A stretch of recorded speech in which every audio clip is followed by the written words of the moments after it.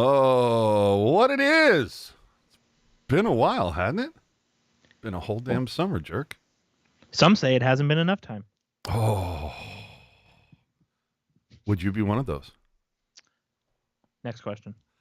Welcome back for another season of The Pucknologist, the only unfiltered, unedited, uncensored, and most importantly, commercial-free Sharks podcast. It's part of Teal Town, USA. We're not here to sugarcoat the Sharks hockey, people. We are not beholden to any network. Unless somebody backs up a brink truck, we are not going to be crowing and barring, and crowbarring, if you will, in commercials. Nope. We're not doing it. Dangle, I love you, buddy. But, woof, man, does it hurt to see you just crowbar that stuff. And Stamps.com, your one and only. But if you appreciate that, help us remain commercial free by using the super chat option during the live shows, or better yet, donate using Venmo and find us at Teal Town, USA. But remember, if you're new to the cast, like and subscribe to the YouTube channel. Leave your take in the comments section if you're not with us in the live chat. And if you're audio only on your favorite podcast app, tap that subscribe button. And if you're down for that 24/7 Sharks talk, hit up the jerk man, hockey_jerk10 at gmail.com to secure your very own Discord invitation. Hey, now. Ooh. All right, so let's go. The Sharks finished last season with 60 points, 7th in the Pacific Division, 29th in the league, and just as the Vegas odds makers said they would. That was amazing. They nailed it. They said they'd finish 29th. Boom. Well, guess what? Odds makers, The Athletic, and nearly every hockey podcast, publication, sportsbook is placing the Sharks to finish dead last, as if you can't tell by the thumbnail. So if you can't be first, be the worst. Am I right? But the contradictory part of all of this is that the Sharks are actually projected to finish with more points this season, yet do worse. Mm-hmm. We're gonna. I didn't hear that part. Yeah, we're gonna try to figure out the math on that. So strap in. We got a lot to get to tonight. In what must be the 127th Sharks season preview that has been released over the last 4 months. So, I mean, the Cup odds initially came out right after the Cup was handed out, right? Sure. And so initially it had a race for the bottom between Chicago, Montreal, and Philly, along with San Jose, all at 150-1, Anaheim and Arizona at 125-1, Columbus at 100-1.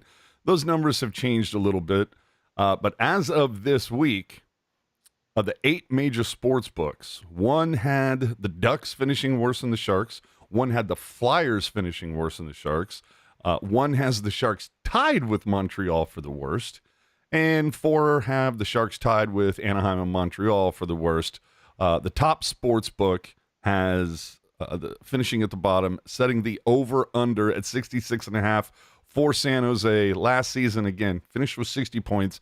Again, how do you get more points and finish worse? We'll get into how the odds makers have the divisions finishing up a little bit later. Right now, just at the top of this, Chief, if the over under is 66.5 on points, where are you putting? Where's your money going? You know, I think this might put me in the minority here. I actually think the Sharks can clear 66 points, and let me tell you why. So last year, I believe you kind of championed this stat, so you of all people should know the reference. The Sharks lost after leading or being tied in the third period. I believe it was 31 times. Is that correct? Somewhere in that ballpark. I know it was an ungodly amount. So could you not say then, just based on law of averages, could you not say the fact that the goaltending is the same, and yes, I understand the defense is much worse, but could you not say that law of averages, the goaltending is the same, the offense I think is better than it was 12 months ago? Could you not say comfortably that some of those 31 losses might end up holding on and being a win, or at the very least an overtime win? I could see that. I think what I'm trying to say is that the Sharks are going to accidentally win a lot of games this year.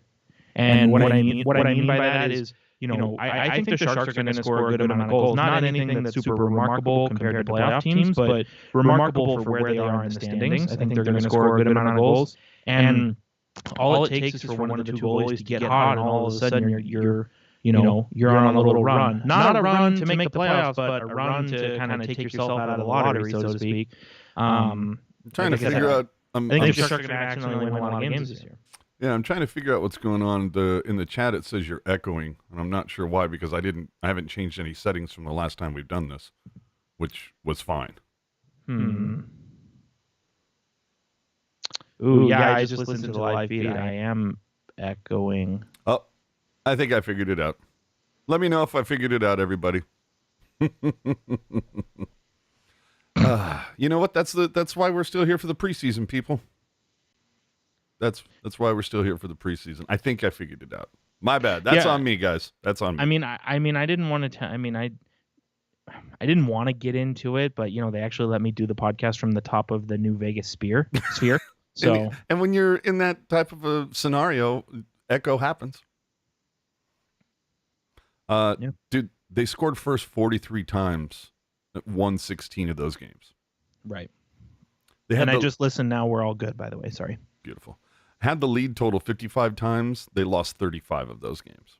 Yeah, so that's what I'm saying. Like, to me, the law of averages says that with an offense that's better than it was 12 months ago, some of those games you're going to accidentally win. I just love the fact that they're going to back into a win. It's going to be completely by accident. Just you wait, dude. Just you freaking wait. Oh, I know. So Shark Camp began on the 21st, and of course the big piece of news that came out, Logan Couture, week to week, hoping to be ready by the first game of the season. So yes, Shark's going to shark. This is the way that we all expected it to go. As it stands right now with the opening night 5 or 4 nights away now, Monday, Tuesday, Wednesday, Thursday. So Couture right now, doubtful to play, but hey, stranger things have happened. Mm-hmm. Maybe he gets the somebody comes along with the what he probably needs? Another COVID shot. He'll be fine. During the preseason, the Sharks went 2-3-1, picked up bizarrely enough, dude. How the hell do you win both games against the reigning champs, but you drop 2 to Anaheim, like the team that you're expected to be at a race at the bottom with? And I know preseason means fuck all. You're just looking at certain things. That's literally the answer. But it's just so funny to see. You know what I'm saying? It's my God. And here's the thing, like, kind of on top of what you're just talking about, I don't think it's any secret. I've been known to dabble in the sports gambling here now and again. Big fan of it. As one tends to do when you live that close. Well, if you can believe it, I actually do all of my sports gambling from the comfort of my own home. Oh, there you go. And so you live at the Bellagio? No, go ahead. And yeah, all 3 million of us who live in Clark County, we live on the Strip. So as much as I am into sports gambling, I thought it was really interesting that you saw a lot of the talking heads handicapping preseason NHL games, and my immediate thought is like, okay, guys, what are we doing here? Like, I love to gamble as much as the next guy, but is handicapping preseason NHL, like, is that not a bit of an extreme? I mean, like, the rosters are so out of extreme whack. Stupid? Yeah, like just the rosters are so out of whack, and like you're playing the same games, or the same teams, like at weird times, like the Sharks. I believe the Sharks had a game 3 consecutive days, and it was like a different roster every night.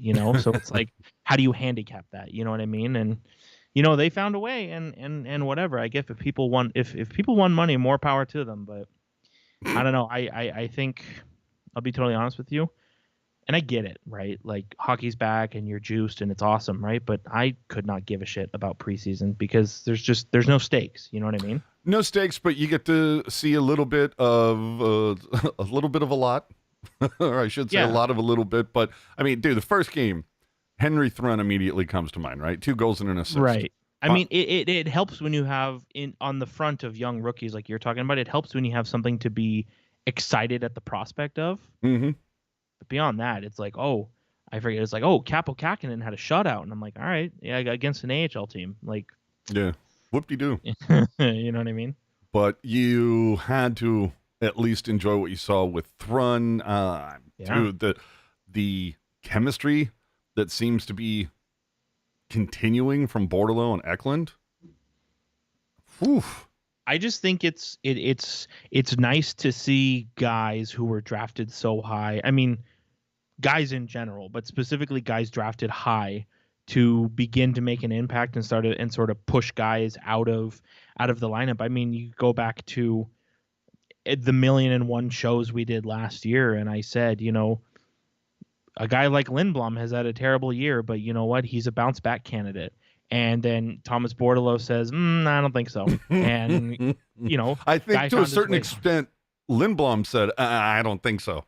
Right. And so I just think it's, you know, it's encouraging and it's nice to see kind of, I don't want to say the light at the end of the tunnel, but to see that the fruits of the Sharks' labor when it comes to being completely god awful, you know, they're starting to bear, and you have young guys pushing, you know, older guys out of the lineup and you know, taking away roster spots and sticking around. And I really like it. And it feels different than, you know, a few years ago when it was like, yeah, Daniil Yurtaikin is going to be with Couture, you know, like it feels a lot better than that felt. Oh, there was another name.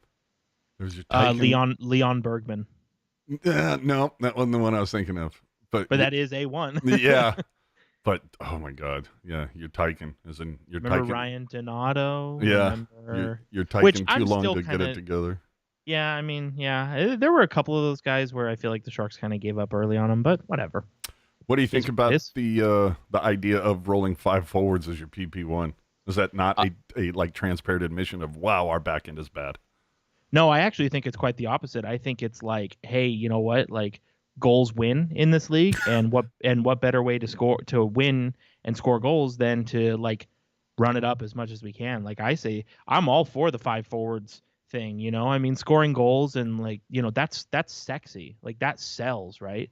And so why not help that cause, right? And you know, on top of that, kind of like we mentioned earlier, the amount of games the Sharks lost last year after being in the lead, a better power play would help you hold on to some of those leads. And, you know, I understand that this is not the year to try and make the playoffs and try and, you know, contend and all that kind of stuff. But as Ian Reed always says, like, the rebuild has to be over at some point.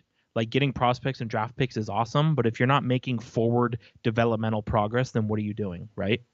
Absolutely. But, excuse me, the other thing I look at as well is that they got 191 points from the blue line last season.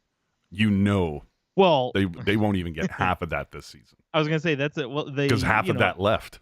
I was going to say, according to the numbers, they won't get exactly half of that, because you know that's definitely a very skewed stat. You know, that's kind of the stat. That's a stat that your conservative uncle whips out at the dinner table. You know, when you're not in a position to check it. Well, dude, and then finishing 26th in the power play.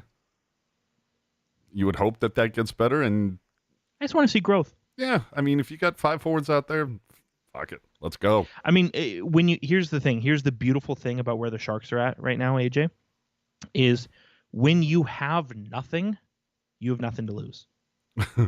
And every little something seems huge. Right, exactly. So, you know, yeah, I say you take it and you love it as much as you can. Quinn, of course, is saying that I know what people are saying about us, but I feel better about this team than last year. Okay. I would agree with that. Sure. Although your top 2 scorers are gone, and you know, he's being cautiously optimistic, and I get it, because I would say offensively the team does have depth. Mm-hmm. You know, it kind of reminds me a little bit of the whole Vegas thing that first year, where it's like they didn't have a 1, a 2, a 3, and a 4 line. They just had like 4 lines of 2s. Right, exactly. You know? So it's like the Sharks are maybe trying to emulate that a scotch, just a tiny bit. But the other thing, of course, is being like, what else is he going to say? It's like, if you thought last year was bad, strap the fuck in, kids. You know, and even the Kings announcers were pointing that out on that last game, where it was just like, he's being cautiously optimistic. What the hell else is he going to do? Well, I think it's also it's a situation where a guy, knows where he's at, in terms of just job security and all that kind of stuff. I think Quinn is pretty secure in his job. He's going to be around for a while, and that's not really in danger. You know what I mean? If you recall, around the time that things started going sideways for Peter DeBoer and it looked like he might get the Spanish Archer, you remember there was one press conference where he was like, yeah, I wouldn't have to play at Tim Heat at forward if I had more guys. And, it all kind of fell apart from there. Yeah, quite the backhanded compliment there. Yeah, well, and, life's a bitch sometimes. That's what they say. Well, the team was -82 last year on the goal differential, right? We love that. So 2.84 goals for, 3.84 against. So you're thinking that that number skews just a hair? Like maybe they're not going to give up. Maybe it's goals against goes from 3.84 to 3.24, and maybe their goals for goes up a couple. No, I think goals against is probably going to be around the same, just because I'm talk about cautiously optimistic. I am cautiously optimistic about Capo Kakkonen this year. It's been long documented. I am a Kakkonen truther. I am optimistic this year just based on, I know I said preseason is stupid, but based on what he did in preseason and also based on the work that he put in over the summer. But in spite of all that stuff, the defense is, as you pointed out, significantly worse than it was last year. Stands to reason the goals against offensively, points wise. You know what? I think a lot of people, and I can't say I blame those people, but a lot of people were sleeping on how important Erik Karlsson was defensively to this team. And I know that sounds like a joke, but I'm being dead serious. And so I think, with a worse defense, but maybe better goaltending, maybe those cancel each other out and the goals against average stays around the same kind of area. But I think, like we talked about before, like if the Sharks score like goals per game, total goals, like whatever stat you want to throw my way, if the Sharks do not do better than they did 12 months ago, I'll give you $5. Oh, always like a crispy fiver. Yeah. That's how strongly I feel. I mean, you talked about the Vezikus experiment with having 4-second lines. The Sharks added like 2-second lines through trade and free agency this summer. Yeah, which we'll get to in a minute. Offense 25th, defense 30th last season. But yeah, dude, going to overtime, I think this is a big part of what you were saying earlier. Is they went to overtime 22 times and they were 6-16. If they can,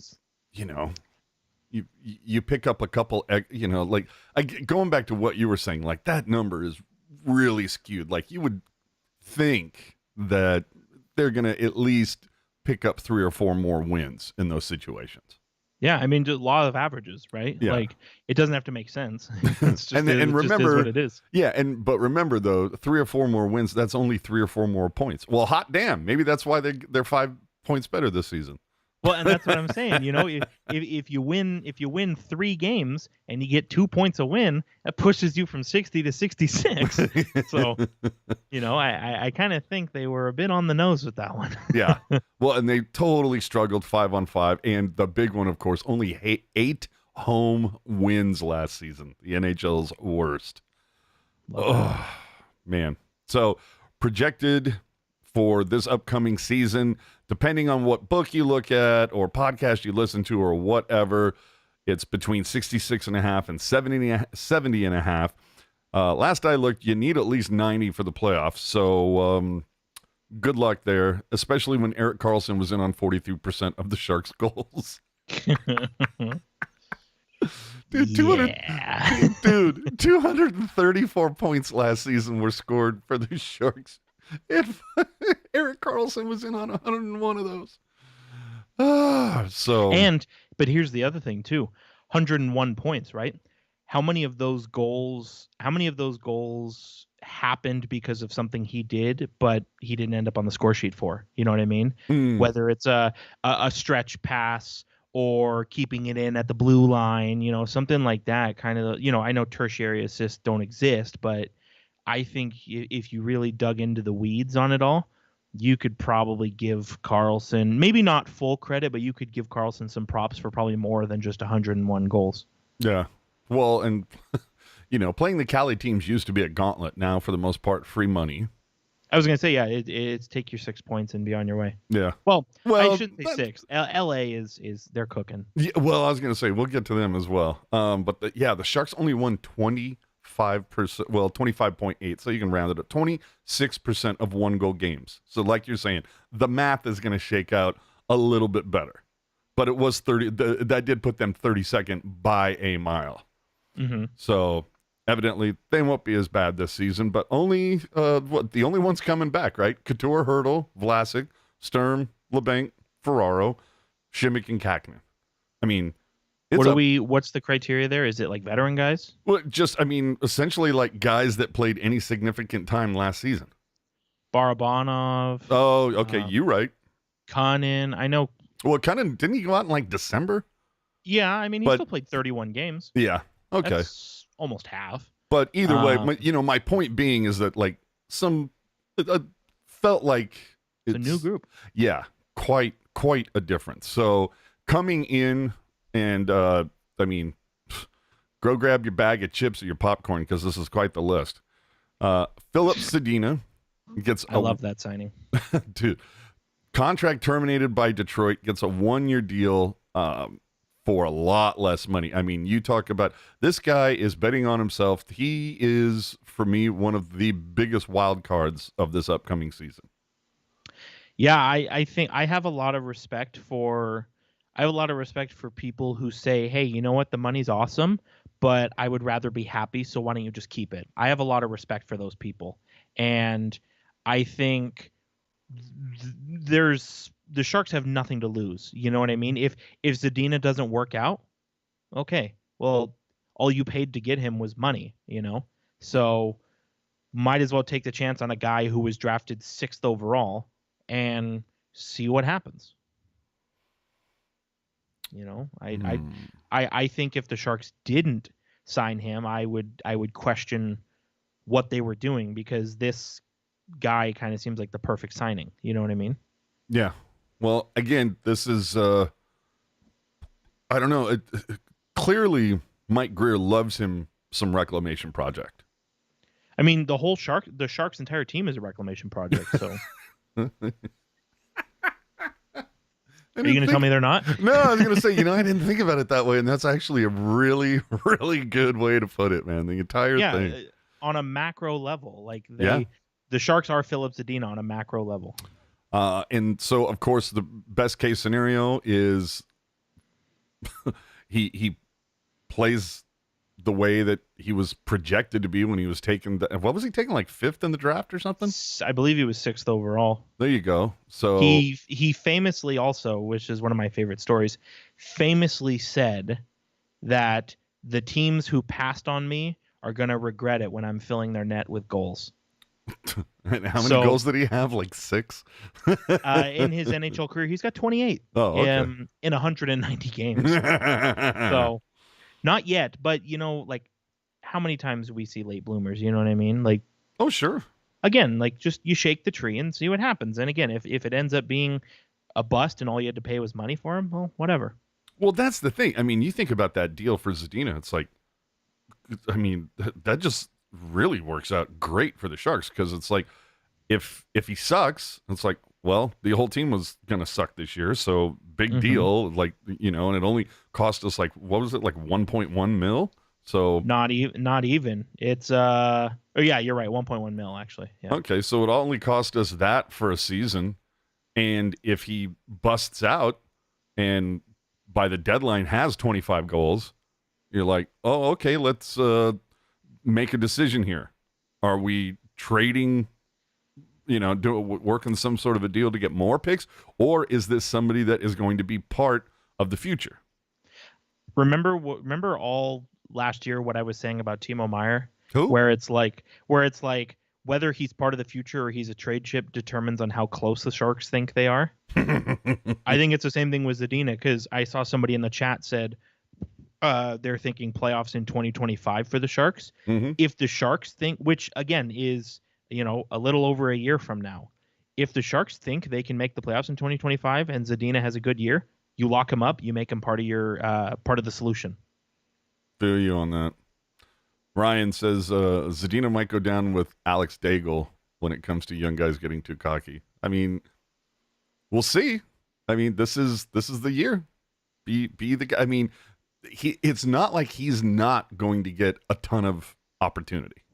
Right. So let her rip. Anthony Duclair, Florida gets Steve Lorentz and a 2025 fifth round pick. What do you like about this? I mean, I like just kind of on the surface, I really like the player. I don't think when you're constructing a team, I don't think you can have enough goal scorers. And to get him at, a bargain, you know what I mean? It wasn't that long ago that Anthony Duclair was getting dealt for significantly more than just Steven Lorentz and a fifth. And, on a player perspective, I do like, I did like Steven Lorentz. I thought he was probably the underrated player of the year last year, but getting a guy like Duclair, who is a bit more of a special player, and you only had to give up a late round draft pick and a replacement player, like, I think you make that move every day, right? Mm-hmm. And the thing with Duclair, it's kind of similar to Zadina, albeit more likely that he's going to play really well. He'll probably get 20 goals. And then you have a decision where you say, okay, we're going to trade you away. We're going to get more draft picks and we're going to, keep the good times rolling on getting young players.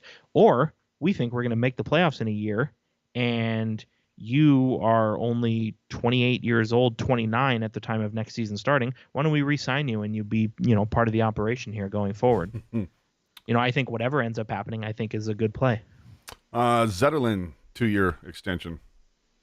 I think that's fine. I think, people just look at the fact that he had no goals after coming to the Sharks and say, oh, this guy's terrible. Why did we even keep this guy? But I think with Zetterlund specifically, there's so much nuance, right? Like, he was having a good year with the Devils, right? You're having, I mean, I believe it was his sophomore season. He had, 20 points in 45 games. And then it says, hey, we're going to trade you to the other conference on a shitty team and okay, have fun. Like, there's going to be an adjustment period right there, right? And I think, fresh camp, fresh year, he's going to be here the whole time, more consistent line mates, all that kind of stuff. I don't think he's going to explode and do anything super spectacular, 60-point year or anything like that, but I think Zetterlund will be a better player with the Sharks this year than he was in the abbreviated stint to end last year. All right. How old is Zadina now? Zadina, 23? he was a 2018, so that would make him 24 at year's end. All right. I think my math is right on that one. Ricky saying I am not a Zadina believer. Well, he's got a year to make you one. Well, Jacob Peterson got a 1-year, 2-way contract and was put on waivers, sent down to the CUDA. I know you're a Peterson fan. Yep. Okay, so 30 seconds. We got to speed this up when it comes to the ins and outs. I think Peterson probably would have made the team if the Sharks didn't bring in a bunch of quality guys, Duclair, Hoffman, Granlund, that kind of stuff. But I like, getting to sneak him through the AHL. I know some people were saying, oh, who gives a shit? Peterson's whatever. But I think there's some NHL potential there. And so sneaking him through waivers, that's good. He's going to blow up the CUDA this year. It's going to be awesome. And, some of these guys get traded. He's going to be right back. So. All right. Here we go. Nathan Todd gets a 2-year, 2-way contract. He's an AHLer. Same thing with Scott Sabarin. Ryan Carpenter returns 1-year, 2-way deal. Was waived and down to the CUDA. Giovanni Smith gets a 2-year contract. The funny thing is here is if you look, and then Granlund from Pittsburgh in the Erik Karlsson trade, 2 years left at $5 million per. Mike Hoffman from Pittsburgh in the EK trade, 1 year left, $4.5 million per. Mm-hmm. And then what's the kid that we got from Artemi? What's it? Gawanke? Gavanka. Okay. See, I'm horrible at some of these. But 2-year, 2-way deal. He's sent down. But he was AHL Defenseman of the Year last year, I believe. Awesome. So, But yeah. but my point being, it's like, and then Ruta comes over in the Carlson deal, 2 years left. Yes. And Burrows, 3-year contract. Okay, that one's It's a choice. Yeah. But Blackwood, 2-year contract. My point being, it seems pretty obvious that Mike Grier has a 3-year plan.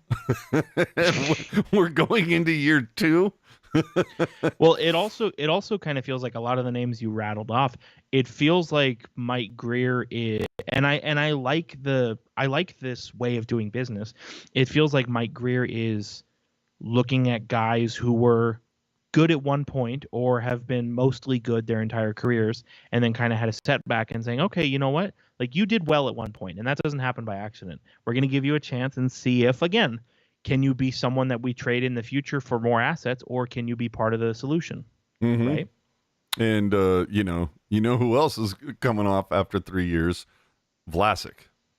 Right. So yeah, it's like I think I'm seeing the plan. Like, if you're trying to keep a secret, you're not as good as you think you might be.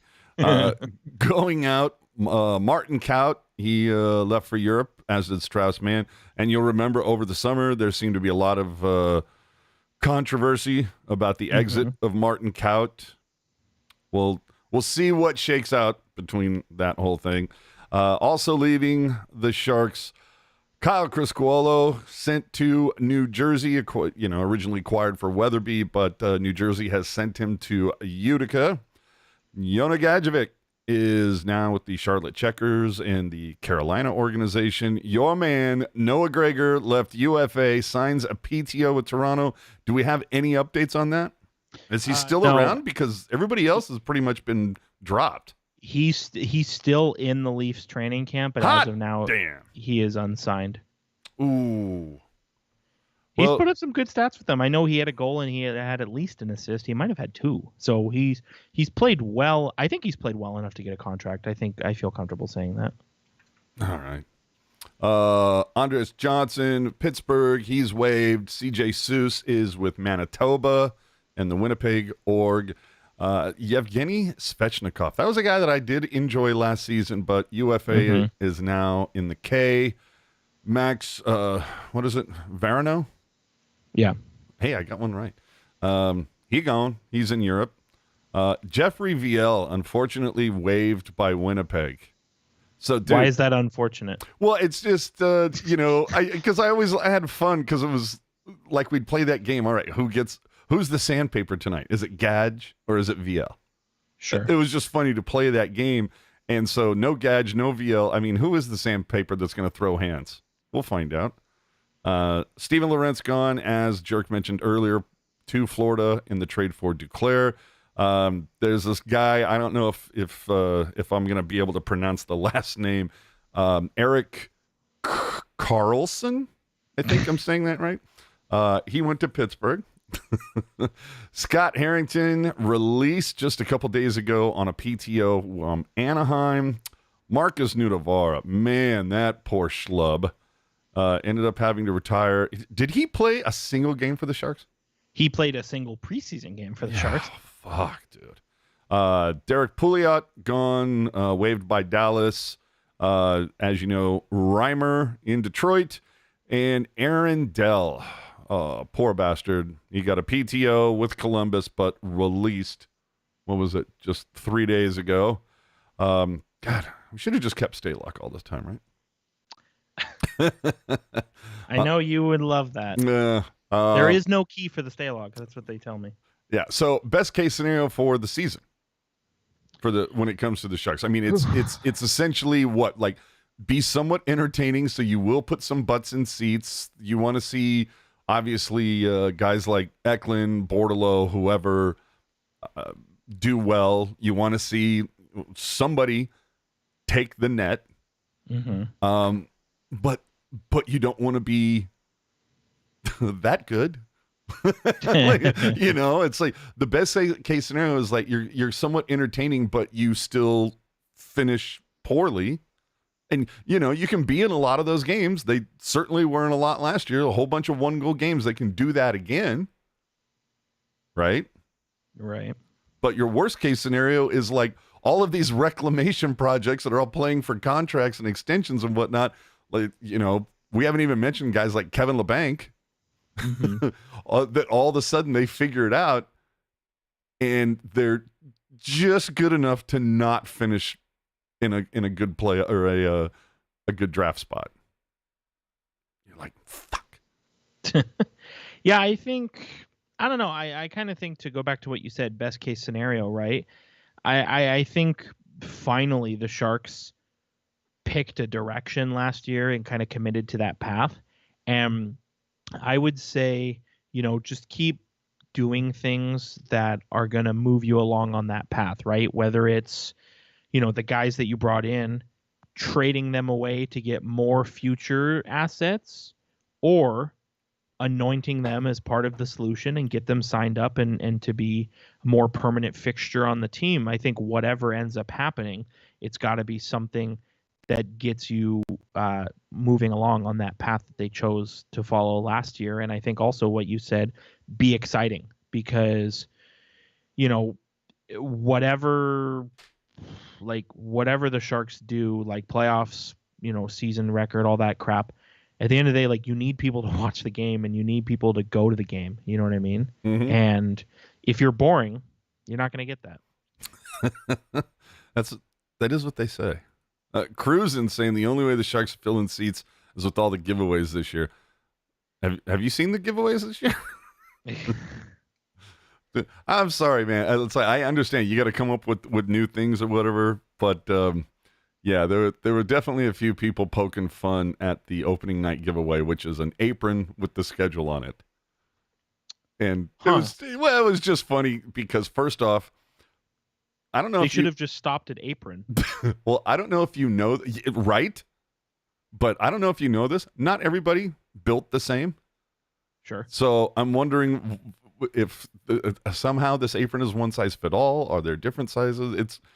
We'll see what happens. But yeah, somebody was poking fun on it, going, oh boy, oh, hey, are the Sharks playing tonight? Oh, you know what? Let me check my apron. That's why I'm trying to work my boiler off, brother. I'm trying to get in one of those aprons. Love it. Yeah. There's definitely a couple there. I'm like, whew. I saw a couple more in the chat. Do you think Cunnin will bounce back, or is he the new LeBanc? Well, I definitely think one of those two things will happen. I don't know. It's weird. This coin that I'm about to flip, one of two things will happen. Right. But I think with Cunnin, like, he's not a bad player, right? Like, what, when he was on Minnesota and when he was on Nashville, what was asked of him, I thought he did well. He was kind of like some third line scoring for those teams and a little bit of intensity, right? And then coming to the Sharks, like, the puck didn't go in as much as it probably should have. And he was in the penalty box way too much. So I think, and of course it's easy to say from sitting here, right? But I think if he can stay out of the box and score more goals, I think he will be a good, effective player. And again, the same question as Duclair, same question as Zadina, same as Barabanov. It's like, okay, play well, and then we'll decide if we're going to trade you or if we're going to make you part of the solution. Because the Cunnin that was a player before he came to the Sharks, it's not a bad player to have on your team. It's just not a player that you should be playing as high in the lineup as they were last year. Yeah. So, I mean, what are you looking for from this guy? Like 12 to 15 goals, 40 points? You're talking about like over the course of the entire season? Yes. I think if he can get 12 goals, I think that would be a success. Cool. Because he's probably, just the way things have gone, right? He's probably going to be on the third line and probably the second power play unit. So, mm-hmm. So, I mean, what are the opening nights, the line's going to look like? And, we're asking this question now, not back in July or August when other people were posting speculative content about what lines would look like in October. I mean, come on, dude. You have no idea what other moves might happen, who might stand out in camp. And there's no shame to admit if you're clickbaiting, but speculating about lines when opening night is over a month away, come on, man. But that said, let's speculate about opening lines. I honestly, dude, and I really think it's hard to speculate about the lines just because aside from the centers, like obviously, like again, take health out of the operation, right? But like Couture, Hurdle, probably Granlund or Bordelot, and then Nico Sturm, right? Those are going to be your set. So some 4 of those 5 names I threw out there are going to be your centers. Mm-hmm. Beyond that, it's really kind of a mystery because I could see, like, just throwing it out there, like Barabanov, Hurdle, LeBanc. I could see that, but I could also see Hoffman, Hurdle, Zadina. I could also see Couture, Barabanov, Duclair. Yeah, I could see Eklund, Hurdle, and Zetterlund if he gets humming. You know what I mean? Like, yeah. So it's basically the wingers. It's so in flux. Like if I'm building this team, like, man, like I don't even know where to start with the wingers because I feel like they're all so interchangeable, right? And I guess it's names in a hat. Honestly, and that's not to say that they're bad players. It's just that they're all so similar. Yeah. Well, and I'll tell you, if I see one more Couture rumored to be traded article, I'm going to lose my shit. I mean, isn't everybody rumored to be traded technically? Dude, but I'm just saying, and to see all these clickbaity articles that are being published about one, innocuous thing that Saravalli just kind of put out there, and I'm like, didn't he say that like a year ago? Right. So it's like, just stop. Well, but here's the thing, like, I mean, hey, tell your friends, tell your friends, LeBanc is going to sign for 8 years. Well, we just started a rumor. Right. So you're welcome, clickbait people.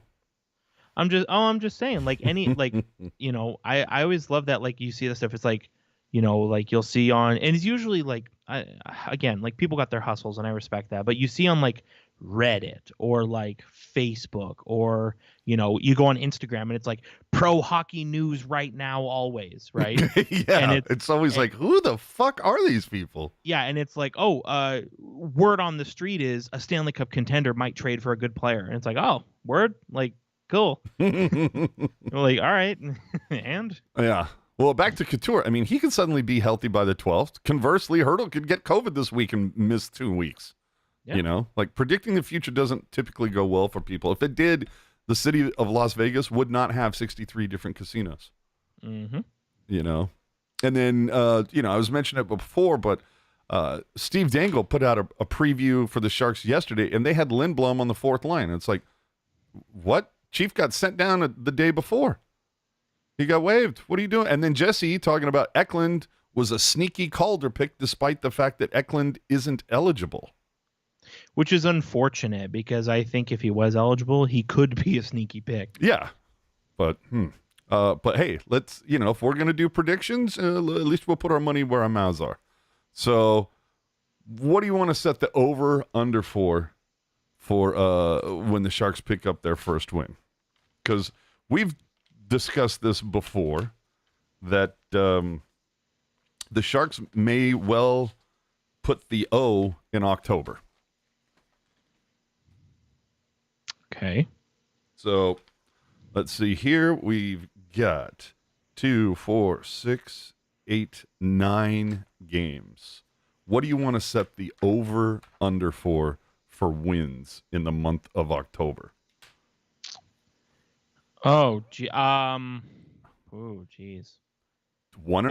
2.5. Here's the thing. I'm gonna answer your question with a comment that's not the correct answer. So I noticed here in our little write-up, you've put in there, you've postulated, is it possible the Sharks don't win until after Halloween?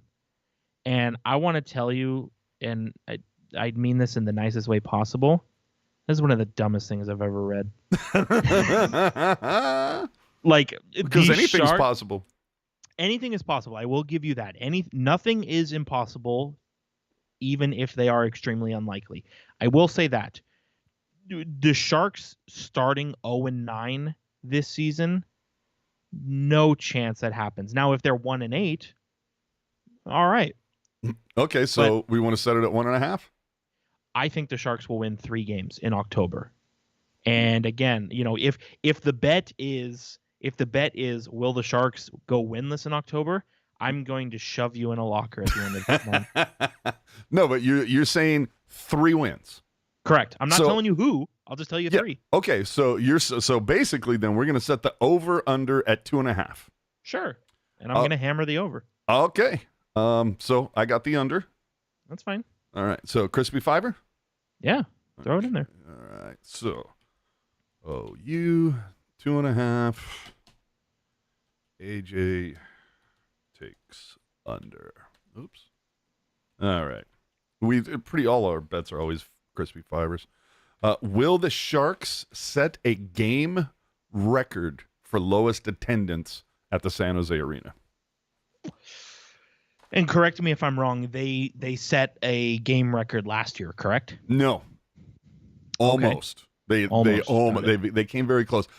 I would say maybe, you know what? Maybe the better question is, will they, from what I understand, the Shark Tank for a Sharks game has never had less than 5 digits. You know, it's always been 10,200 and something or more. Sure. I think this might be now this is also predicated on the fact that it's like, you know, does Eklund sputter? I don't think he will, but you know, Hertl even had during the ridiculous run he had his rookie season, he had a few games where he kind of went, you know, he didn't see him. Which is fine. Yeah. So, but my point being is that say that it's, I don't know. I mean, Arizona isn't projected to do very well. Am I correct in saying that? Yes. And so there's December 21st, right? I mean, you're getting along the holidays. It's a Thursday. You've got Arizona in the house. And as they say, you know, you don't win the Stanley Cup in November, but where you are on Black Friday is, you know, kind of gives you an idea of the road that you're headed down. And so I'm thinking, you know, if they're headed down that road and it's December 21st, that might be a night where people just decide to go, you know, maybe I don't go to that one. And you said that's on the 21st of December? Yes, sir. Thursday night. Here's the thing. I'm kind of going to go the other way on you a little bit here. I know it's Sharks and Arizona, 2 god-awful teams. I understand that. But it's the last game, or if not the last game, one of the last games before the holiday break. Check that. The Sharks have a game on the 23rd. But 21st as well. I'm sorry. This is the 21st. My bad. Right. But, you know, after you have the game on the 21st, which is a Thursday, you have the game on the 23rd, which is a Saturday, obviously. And then from there, you don't have a game again until the 27th. So I think one of the last games before the holiday, and you get a lot of people. I am one of those people, maybe not this time of year, but during certain time of years where you get that sort of holiday bump. And most of your people going to the game are maybe people who are going to their first game of the year, right? And so that's not to say that it's going to be a sellout or anything, but I don't think it's going to be like total doom and gloom, right? And not only that, but with how, just looking at the roster on paper, with the excitement potential this team has, just in terms of the goal scorers, and also like there could be any number of records or milestones that are being watched, or if a guy, like say we get to December 21st, right, and it's like, oh my God, like, you know, Tomas Hertl is on a 10-game goal streak. Well, that's going to be appointment theater all of a sudden. Okay. So I guess it goes back to what we talked about before. I was going to say, get to it, man. Right, where it's not impossible, but where does it fall on the likeliness scale, you know? I mean, dude, Thursday, February 29th, Anaheim. I mean, yeah, could very likely be the 2 worst teams in the West at that point.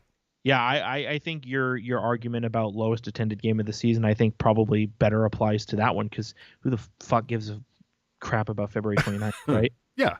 So, speaking as somebody who has a birthday near that date, like. Well, so my point being, though, is do you think the Sharks will set a record? No. Okay. Dude, if you ask me, there's no way it gets worse than last year. I'm not sure if I want to take that, but you know what? I'm going to take it. All right. So you think they will set the lowest attendance record in franchise history this year? Yes. Okay. I think there will be a game that is, and I wish, Puck Guy needs to be around because he would know this. Sure. But I know it's 10,000, or it's somewhere on our Twitter. I'll have to go back and look. But because I remember it was like a game against Buffalo or something, and it was like just barely cleared the threshold for not being the lowest attendance of all time, including Cow Palace. Wow. Right. So it was like 10,002 something.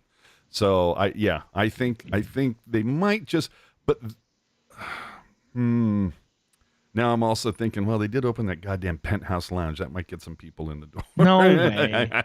No, it's the same thing as when they opened the BMW lounge is now called.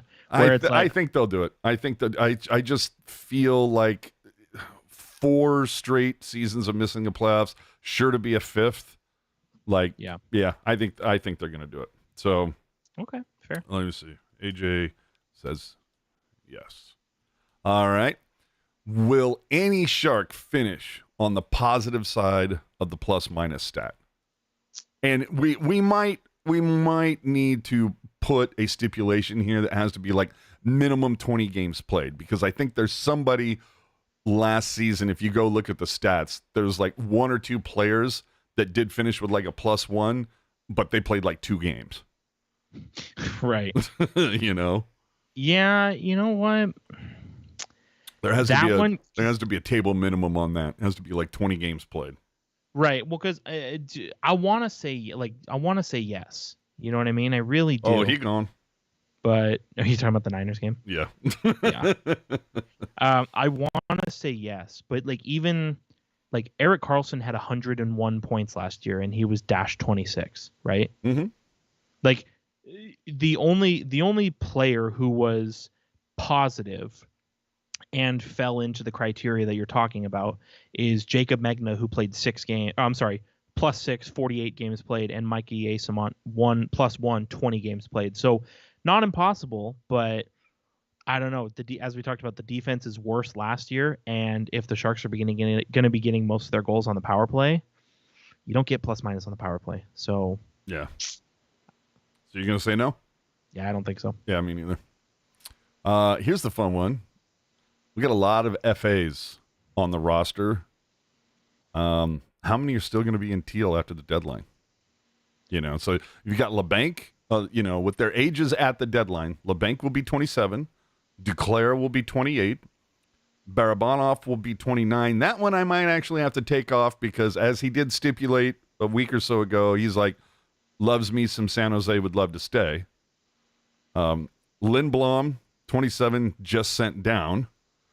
Cunnin, 26. Zadina will be 24. Peterson will be 24. Shimmick will be 31. McDonald will be 31. Kakinen will be 27. So that is 1, 2, 3, 4, 5, 6, 7, 8, 9, 10 players. What do you think the over-under is on? I'm going to say 3. I can see 3 of those guys being gone at the deadline. 3 gone? Potentially. Oh, man. I was thinking 2. Well, okay. Or hopefully 1. Duclair. I'm just going to throw out the names I think will stick around. Duclair, Barabanov, Cunnin, Zadina, Peterson, Kakinen. That's 6 right there. Oh, okay. I'll tell you this right now. I don't know 2? that I want to. I don't know that I want to bet on this, but I want to let there is some weird reason. For some weird reason, it would not surprise me. Like, if LeBanc is on the roster for game 1, I'll be surprised. I'm sorry, what? Yeah, you heard me. Because and again, there's no inside intel to that. I'm just speculating because, like, we know about the alleged trade request last year, right? Mm-hmm. And this year we've talked about it. Other people have talked about it. Like, it's make or break for LeBanc this year, at least with the Sharks. And I don't feel like his preseason was all that spectacular. It wasn't. And you've got guys like Duclair, like Barabanov, Zadina, Hoffman, Granlund, who, potentially are going to leapfrog LeBanc. Like, I told you whenever Erik Karlsson got traded and we did a podcast about it, I told you then, I would not surprise me if one of the Sharks forwards gets dealt before the season begins. And, part of me wants to be right, but then part of me is also like, how are you going to find time for everybody unless you do that, Mm-hmm.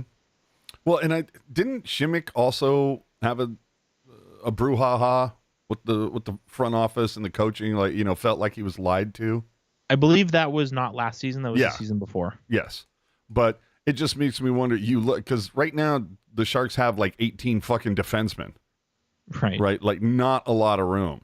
So I wonder if Šimik at some point says, you know what? Get me the fuck out of here. If I can't play here, I want to play somewhere else. Well, I just feel like Šimik has not been able to stay healthy, and like it's kind of getting to a point where it's just sad, It couldn't agree more. All right, so we'll let that one go. But let's get to the Pacific Division. Maybe we'll have to throw a crispy fin on one of these.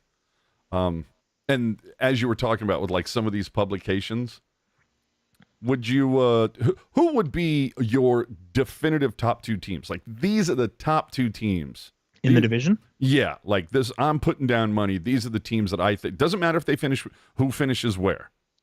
Just like, these are the teams that are going to finish 1 and 2.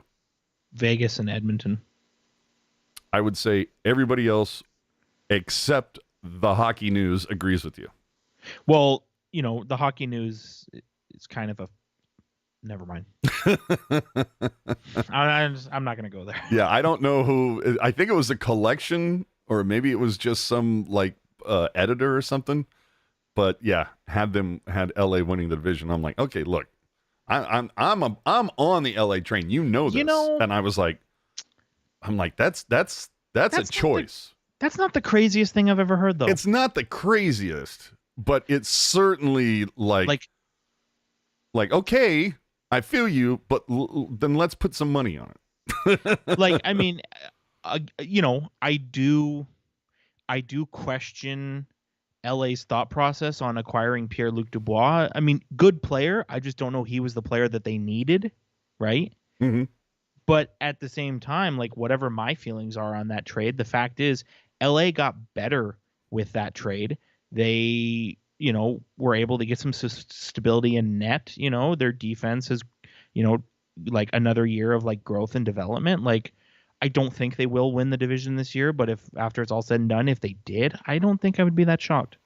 Yeah, well, see, how funny is this? Because we have the rundown, but Ian in here saying LA's goaltending is super sus. Do I literally have it on the rundown? I'm suspicious of the goalie situation. So yeah, that's I wanted to ask you a question real quick before we got to this. Ricky's saying Barabanov should be traded. His age doesn't match the window. How do you feel about that?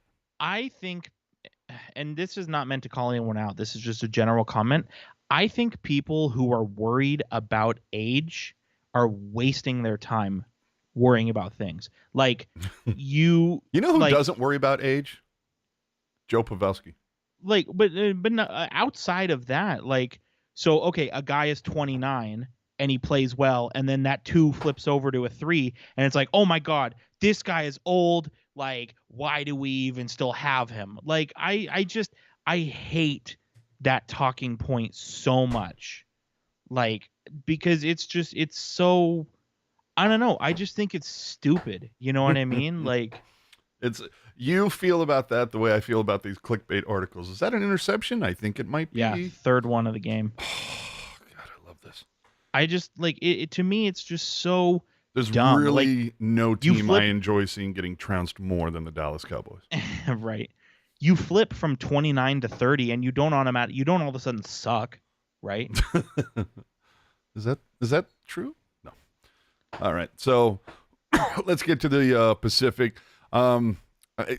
Look, everybody, the Vegas has set the over-under for Edmonton at 105.5. The Athletic says 107. Last year they finished with 109, so they're actually saying that they're going to be 2 points worse. So, but again, like those points that the Sharks are going to get this season have to come from somewhere. Is Connor Right. Huh? I said I just agreeing with you. Yeah. But boy, are they finally going to get average goaltending?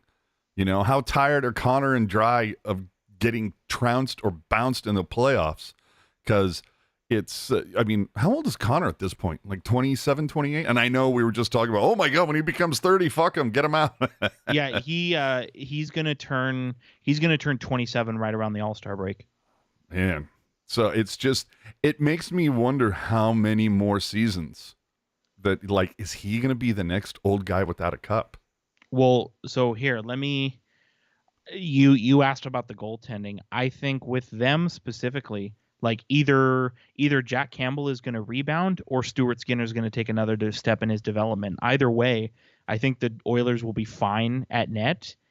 To me, the same thing that has been a problem since Connor McDavid entered the league, their defense is terrible. Evan Bouchard is awesome, and getting Matthias Ekholm at the trade deadline, awesome. But Darnell Nurse, way overpaid.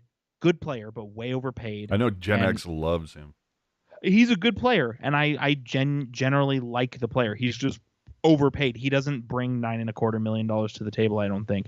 And then beyond that, Cody Ceci, overrated. Brett Kulak, overrated. Did you say that a defenseman was overpaid, overrated? What does that remind me of?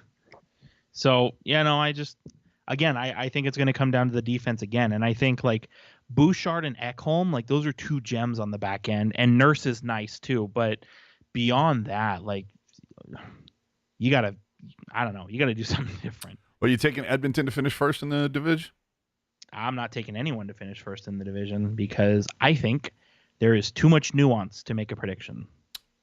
Oh, what a diplomatic answer. I'll tell you this though. Edmonton is in my cluster of teams that I think can finish first in the division. There you go. I'm not predicting it, but I'm saying if if I had to write it out now, that's where I had Edmonton finishing. I just think there's too much nuance for that kind of stuff, right? Like it's the same as whenever you see these, like you see like a top 10 prospects list, and it's like, well, how do you quantify top 10? Well, do you right? okay? Let me ask you this: do you think the top three are going to be the same as last season? Edmonton, Vegas, LA. Yes, I do. Okay, then there we go. And that's how I look at it. Like, you know, how do you, with a prospect list, how do you compare a center to a goaltender, right? And so how do you compare two teams that are like very different and on any given night could be the better team, you know? All right. Well, we'll see. Can Vegas repeat? History is certainly not on their side. 3 times in the last 30 years have there been repeats, and they've all been Eastern time zone teams. Mm-hmm. Plus, there is such a thing. They talk about it. Cup hangover. It could happen. Stone, maybe he's a little too fragile. But boy, remember when Leonard was the man in goal?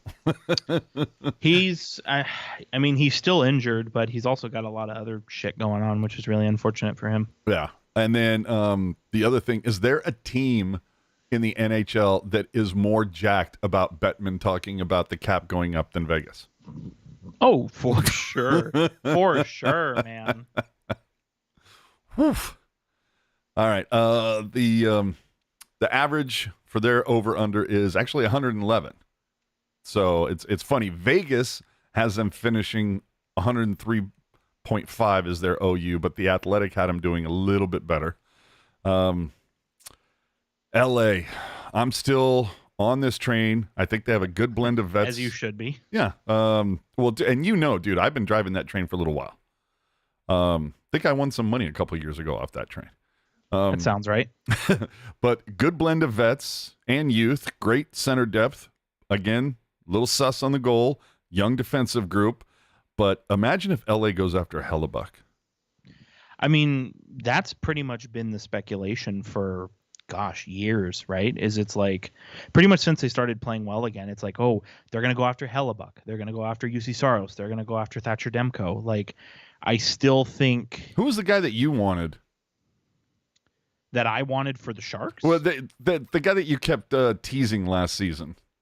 Wasn't Olmark, was it? Oh, no. Jeremy Swayman. Swayman, that's who it was, yeah. Still an option. So Yeah, I want to see how that shakes out. And Todd McClellan got a 1-year extension recently announced. Not exactly a huge vote of confidence that it's a year, but it does put him in line with the end of Rob Blake's GM deal.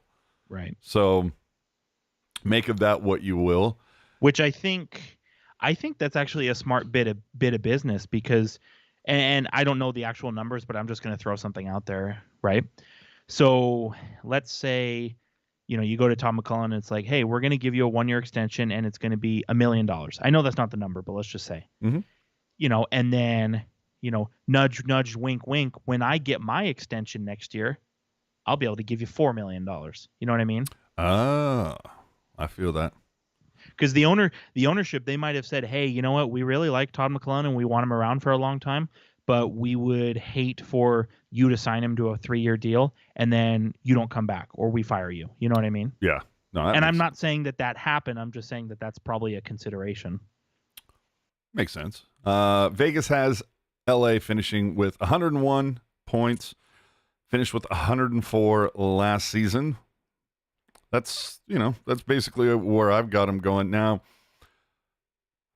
Where was my flip? Was it the Seattle one? Yeah, they actually have. It's funny depending on who you talk to. So Seattle, still playing with house money.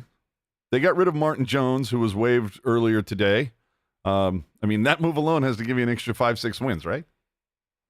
No. They've got decent cap space to make money moves, and they led the NHL last season in 5-on-5 goals. The weird thing, though, Vegas is the Vegas odds makers. They're a bit more in favor of Seattle. They've set the over under at 92.5. The Athletic has them at 90 or 89.7, so just a little under. They did get 100 points last season, so they're definitely saying that they're going to go backwards a little bit. Right. But meanwhile, Calgary, Vegas has them at 2 points better on the season, but the Athletic has Calgary at 6 points better than Seattle, even though they finished with 93 last season. I don't know. It's going to be interesting how that shakes out. For me, I think Seattle bests Calgary in that. I mean, yes, new GM, new coach. It's going to be a bummer not to see Daryl Sutter and those post-gamers, but for me, too much talent headed for the fucking exits. And I don't know if that was because they were burnt out on Sutter's tired bullshit, but for me, the goalies need to catch fire, no pun intended, for the Flames to challenge. I feel like this year is kind of make or break for Calgary. You know what I mean? Wait a minute. Correction for me. Excuse me.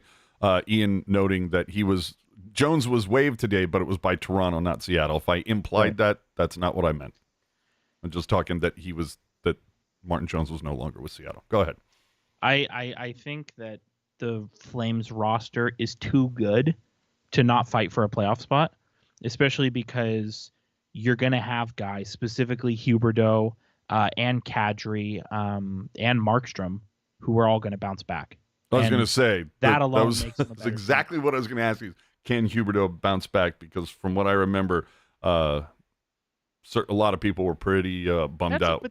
But that's another thing that I know it's not on the sheet, but that's another thing that drives me crazy about player evaluations is a guy could have 6 really good years in a row, and then in year 7 he's just good, not really good, just good, and everybody's like, this guy sucks. Why do we even have him? Yeah, but did he change teams during that time? Right, new team, new contract, new GM, new coach, new zip code or postal code in Canada, new conference, right? New division, it's all new. You know what I mean? When you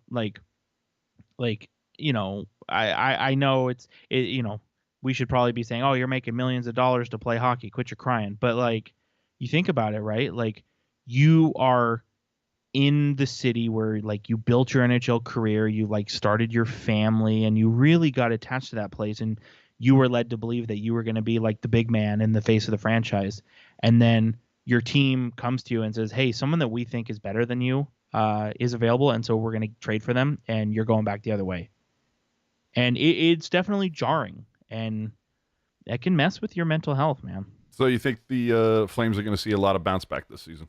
Absolutely. I think the bounce back alone will carry them into being a playoff team. And I think on top of that, I think, if it is the last year for most of the people on that team, do you not see them just kind of pushing all their chips onto the table and trading for maybe more guys who are in the last year of their contract to just really kind of send it? We shall see. Vancouver. I mean, not enough high-end talent, not great depth. I don't see. You don't think they have high-end talent? Not enough. Oh, okay, fair. And then I don't know that Demko's going to steal you 20 games. And I think he will. But there's sometimes, I don't know what it is about Vancouver. It drives me crazy. I'm like, are they really that much better than Anaheim points-wise? I mean, finished 32nd last season on the PK, so not the most defensively sound guys when it comes to that situation. I just, I don't know. Vancouver is similar to Calgary, where I feel like their roster is too good for them to have been so terrible last year. Okay, I can see that. Obviously, their roster last year was not good enough, but I still think it was horrible. It was good. You know what I mean? Not good enough, but good. Well, it's just aside. It felt like Pettersson just disappeared for stretches. And then they just had so much talent at one point, and it's all left. So whatever. I want to see them do something interesting. Again, that's another one where I'm like, God, just at least just be entertaining, because Right. I don't know. I was really bored by Vancouver last season. Vegas has them finishing with 88 points. Finished with 83 last season, so they're saying 5 points better. Anaheim, to your point about some guys just doing really well in contract years, Henrique and Silfverberg in contract years. Yep. They'll be gone. You think they play well, get traded? Absolutely. I mean, and really, this is kind of the big moment here, because Silfverberg and Henrique are both kind of from the old guard, so to speak. Mm-hmm. From those teams that were making playoff appearance, and the to my Corey knowledge, Perry era. right? And to my knowledge, both guys wear an alternate captain letter on their jersey, so they're notable players that are most likely going to be out the door, in the next 6 months. So you talk about talk about a transition, it's going to be there. Ryan would disagree. Ryan says, I think the Ducks are going to surprise a lot of folks and grab a wild card spot. Got rid of some older, slower guys. New coach, new system. John Gibson will be better. Yeah, but you know what? They let go of Stalock. And for me, the hockey gods won't appreciate that. So fuck those guys. The Ducks have good players on their roster, but I just don't find the roster as a whole to be all that spectacular. What do you think about the bridge deals that Zegras and Drysdale get? Do you think they took those deals just in hopes that they can light it on fire for 3 seasons and then take advantage of an increased cap? I think that's exactly what it is. But not only that, by not paying them as much as they probably could have gotten, Drysdale's at 2.3 and Zegras is at 5.75. They took them taking the bridge deals. It opens them up to get a fat payday in 3 years, but also it gives the Ducks more flexibility to take on shitty contracts for sweetener picks. Aha. All right. Vegas has them finishing with 67.5 points, or the OU is set at that. Finished with 58 last season, so they're saying they're about 10 better. And then San Jose finished with 60 points last season. Vegas says 66.5. Athletics says 68 and 0.6, half, whatever. Hertl Couture and who? I guess Eklund, of course. But the question is, what happens with all the reclamation projects? Some guys are going to rise to the occasion. Some are going to buckle under pressure. But look, if you have value and can be moved at the deadline, it's probably going to happen. And the big thing for you, Super Chief, $27 million coming off the books after this season. Beautiful. But who's building winners through FA anymore? You got to hit on those draft picks. Well, yeah, of course, draft picks, and then you got to make, you have to make really shrewd trades as well. But I mean, that's nearly a third of your cap going to be a Awesome. flexibility, right? And that, I'm sure you saw the numbers, and I think we're going to get into it as well, but looks like the old salary cap there is going to be going up, which is exciting. Again, like, yeah, okay, so the Sharks, they're going to have 2 retained salary spots held up for this year and next year, but you get 3, so you have an option, right? Mm-hmm. Also, like, where it stands right now, the Sharks, they have, I mean, cap friendly is not a clear, doesn't give you a clear picture, because as you pointed out earlier, they've got 2.6 million in space. They're also carrying fucking 10 defensemen. So, you know what I mean? So that number is going to go up a little bit for sure. And so maybe, right, like, combine the Sharks' current cap space with the potential for throwing guys overboard at the trade deadline. Maybe the retained salary slots aren't even a problem, because you just say, fuck it, we'll just take the whole contract and keep it. Get an even bigger sweetener. Hell yeah. Just saying, as much as I want the Sharks to play well, you definitely have more maneuverability in and creativity when you are a shitty team. Well, the teams have until tomorrow. I think it's is that 11 Pacific? Yeah, today was the last day. Today was the last day to put guys on waivers. So that's why you saw a big batch of last day to put guys on waivers to be roster compliant. So that's why you saw a big batch of waivers over the weekend. Yeah, but I think it's if I'm not mistaken, I believe it's 11 a.m. Pacific. You have to have your 23-man roster submitted. So. Which makes sense, because I believe waiver claims are announced at noon Pacific, so it makes sense. Yeah. So check the social tomorrow about 11 o'clock. Super chat, super sticker. That's new.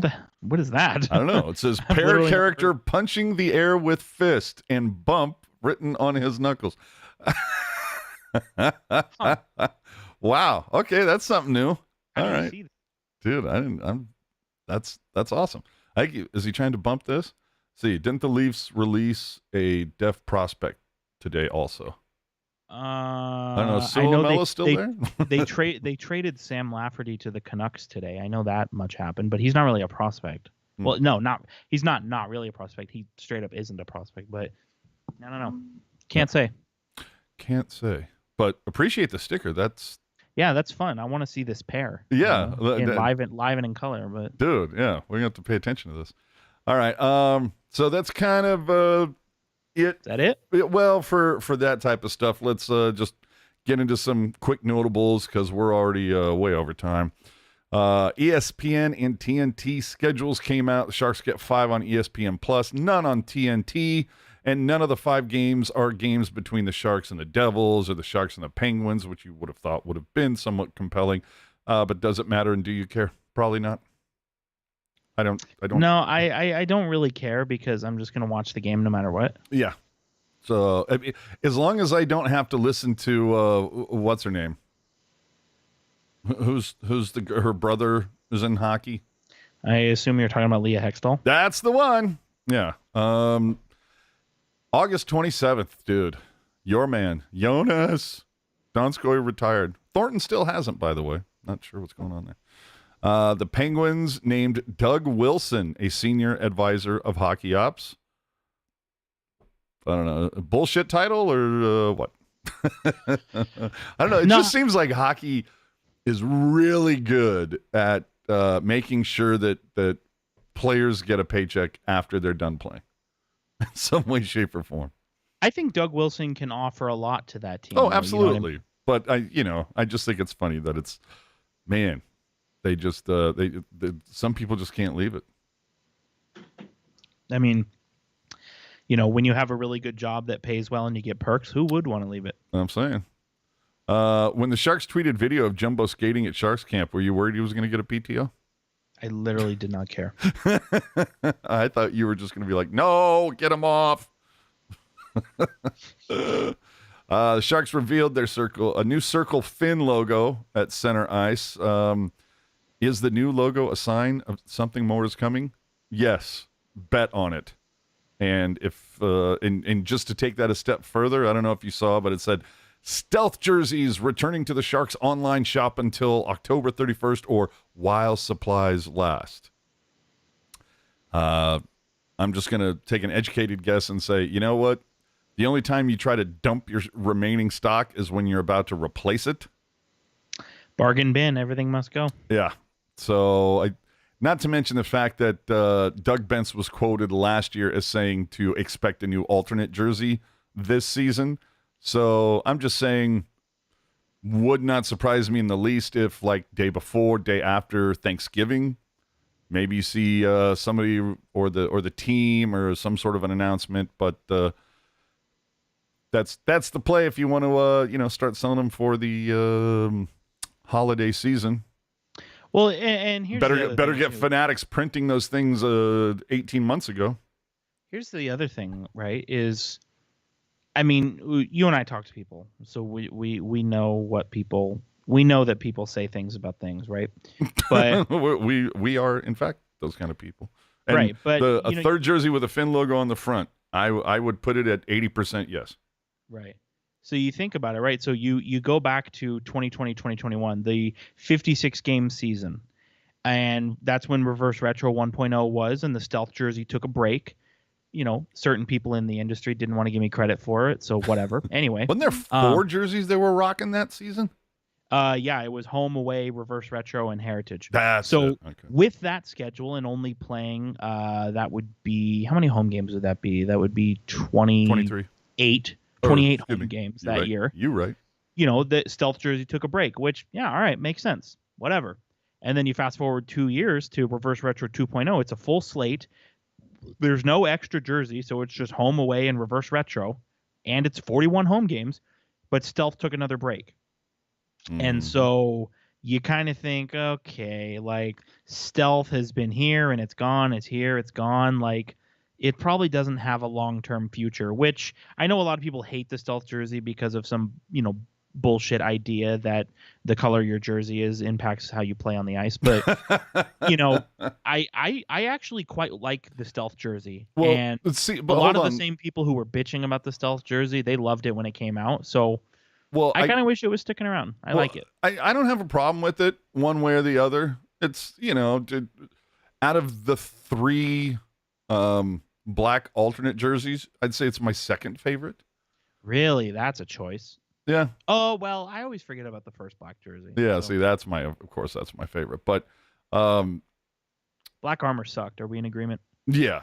But cool. But the ones that sit there, well, and if you look at it, dude, the Knicks wave, they were completely based on that. But anyway, you sit there and talk about, and we mentioned this, I think, at the end of last season, that everybody's, they got to get rid of the Stealth because the players, they suck when they play, in the Stealth. And I'm like, all I have to do is sit there and go, what did you think about the new jerseys they wore last season? I was going to say, maybe the team just sucks in general. Yeah. It's like, are we going to burn the new Evolve jerseys? Because they sucked last year. I mean, by that logic, right?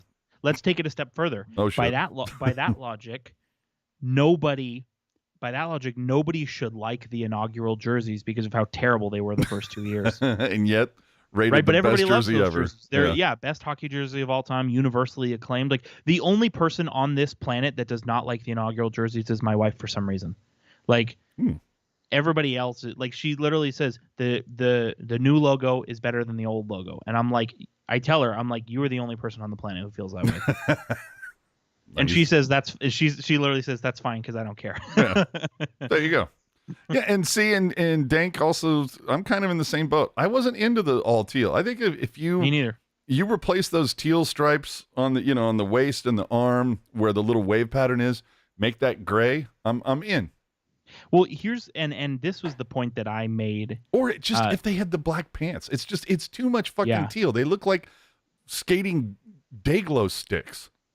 Well, and here's the point that I had made a year ago, is when they announced the uniforms, they made this whole to-do about, oh, we took, we love the original jersey so much, and you can see that in the jersey striping and on the socks and the pant style and da-da-da-da-da and all this kind of stuff. And my immediate thought was, if you like the old jersey so much, you should have just fucking brought those back. Yeah. I mean, it's not like you have to ask permission. Like, you own the damn IP. Saying it. So not only that, but that would have been, you talk about universally acclaimed, like that would have been it.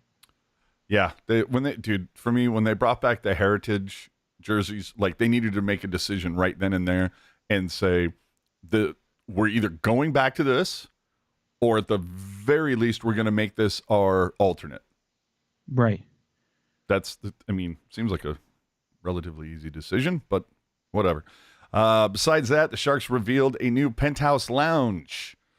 I was up in it, and you know what? It was pretty fucking nice. Another place for the 1% to hang out. See, that's the point, my friend. That's the point. I think the tickets are like what? It's like the same as the other lounge, where it's like, yeah, it's going to be a prices start at like $400 and I'm like, I get it. I understand it comes with food and drink, but come on. I'm just saying, where is the lounge? Okay, answer me this. Where is the lounge for the guy who, is in his early 30s and is wearing the same jersey that he got when he was in high school and is going to go to the game to have like 13 Coors Lights? You know what I mean? Where's the lounge for that guy? It's at Tech CU. Which is unfortunate, you know what I mean? Like, they always say, like a buddy of mine, he always made the point, like, the real fans sit in the upper deck, right? And now they've because that's where they've been priced out to. No, but what I'm saying is, like, now they have a 1% lounge in the upper deck. You know what I mean? Yeah, you're right. Now, that being said, it's really nice. Oh, I believe that it is. And $400 a ticket, it fucking better be. That for sure. And if somebody said to me, hey, I have this ticket I'm not using, do you want to go? Of course I'm going to say yes. But it's like, it's one of those things where it's like remember the jokes that we made when the BMW lounge came out, where it's like, oh, they have a club within the club, right? Yep. Yeah. And now they have a lounge. So they have an exclusive lounge within the suite level, which is already exclusive. Like, we're going in the wrong direction. Yeah. Well, and the other thing that where's the rooftop atrium that anybody who knows how to climb a fire escape can go and watch the game? Well, and no ticket required. You just got to know how to climb a fire escape. It also begs the question, if maybe the suites weren't doing that well. And you know what? Because if they were, why would you rip them out? And here's the thing. You know what? I've sat in a suite before the game before. It's a cool view. I like just optically, the view is very nice. But, then it's like, oh man, we're in the suite, like, we're going to get, some stuff to graze on. Like, this is awesome. And then you turn around and it's like popcorn, which don't get me wrong, I love popcorn as much as the next guy, but it's popcorn and it's like, a smorgasbord of like, day old grocery store grapes and like Lunchable meats and crackers that they took out of the packaging. Yeah. Like, I don't want to be that guy because I think being that guy is really obnoxious. But I got to go into a suite for a Las Vegas Aviators baseball game, which is minor league baseball. And the grazing offerings of that suite crushed. They were fucking awesome. Yeah. Well, and I don't want it to be misconstrued that I'm like specifically ripping the Sharks for nickel and diming the fans. When I say this, I'm saying this as a blanket statement, as like venues, as a watcher of games at a venue. Yeah, well, dude, games, concerts, just going to these events. It's ridiculous. Like, I understand that on a certain point, the prices increase over time. Right, we get it. I get that. Unless you're a TV for some reason.